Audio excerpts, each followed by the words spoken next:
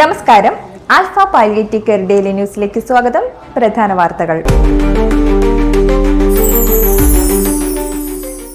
Alpha palliative care Vellangallur link centre executive committee യോഗം സെന്ററിൽ president AB Zakir ഹുസൈന്റെ അധ്യക്ഷതയിൽ നടന്നു.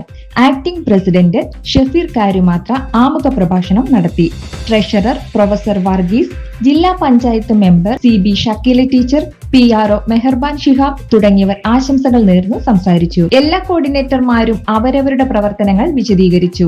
Alpha charitable trust PRO Thahira Mujeeb മീറ്റിംഗിൽ പങ്കെടുത്ത് സംസാരിച്ചു. സെന്ററിന്റെ 9ാം വാർഷികം ലിങ്ക് സെന്ററിൽ ജൂലൈ 10 നടത്താൻ തീരുമാനിച്ചു. സെക്രട്ടറി രഞ്ജിത്ത് വാത്യാട്ട് സ്വാഗതവും പ്രൊഫസർ KR വർഗീസ് നന്ദിയും പറഞ്ഞു.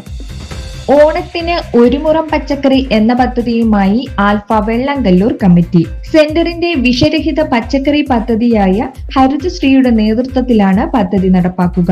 സെന്ററിന്റെ പരിചരണത്തിലുള്ളവരുടെയും വോളണ്ടിയർമാർ, സ്റ്റാഫ് അംഗങ്ങൾ എന്നിവരുടെയും കുടുംബങ്ങളാണ് പദ്ധതിക്ക് കീഴിൽ വരിക.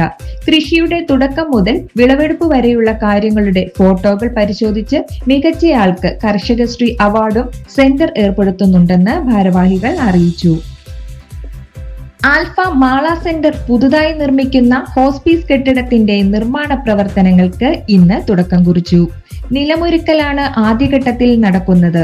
President AA Ashraf, treasurer Harshad Pulikkal, Santhosh, Leo Kodiyan, Preman, Libin, Praseetha, Seenath, sister Jilsa, Aparna തുടങ്ങിയവർ സന്നിഹിതരായിരുന്നു.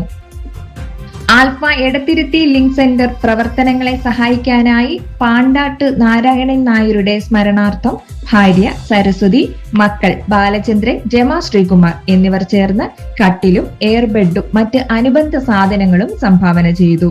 കുടുംബത്തിന്റെ പ്രവർത്തനത്തിൽ കമ്മിറ്റി നന്ദി രേഖപ്പെടുത്തി. ഇതോടെ ഇന്നത്തെ വാർത്തകൾ അവസാനിക്കുന്നു. ജയ് ഹിന്ദ്.